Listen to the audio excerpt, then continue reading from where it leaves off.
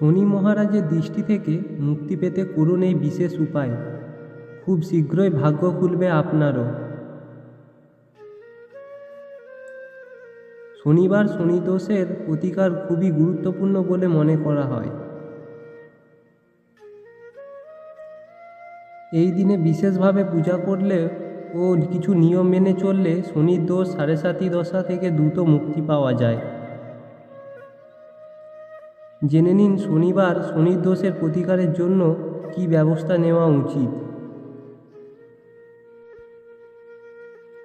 শনিবারে শনিদেবের পুজোর বিশেষ তাৎপর্য রয়েছে।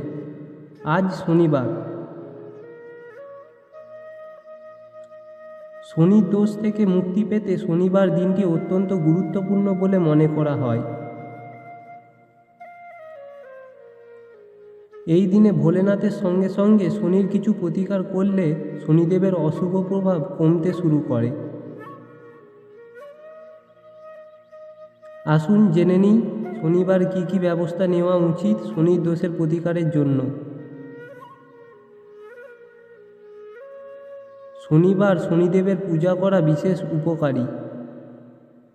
এই দিনে অভাবী মানুষকে দান করলে শনিদেবের আশীর্বাদ পাওয়া যায় এবং তার অশুভ প্রভাব কমে যায়।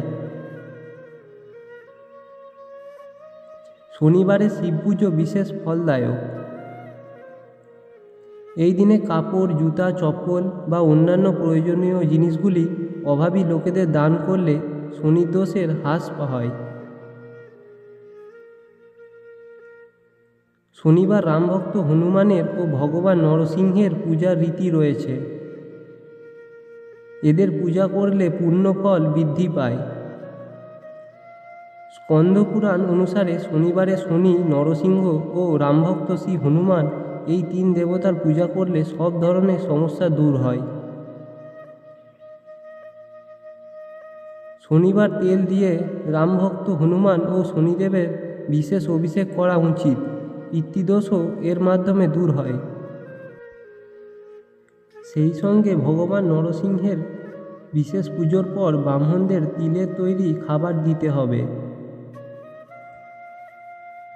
ভগবান শিবকে শনিদেবের গুরু মনে করা হয়। ভগবান শিব শনিদেবকে বিচারকের পদ দিয়েছিলেন, যার ফল প্রতিশ্রুতিতে শনিদেব মানুষকে তার কর্ম অনুসারে ফল দেন। শিবের সঙ্গে শনিদেবের পুজো করলে শুভ ফল পাওয়া যায়।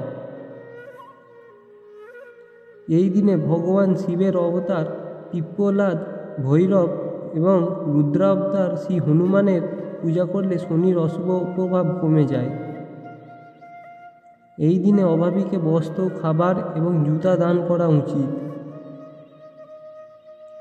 এত দ্বারা জ্ঞাতসারে বা অজান্তে সংঘটিত ভুলের দোষ নাশ হয়ে থাকে। নমস্কার বন্ধুরা, ভিডিওটি ভালো লেগে থাকলে অবশ্যই লাইক, শেয়ার, কমেন্ট করে জানাবেন। ধন্যবাদ।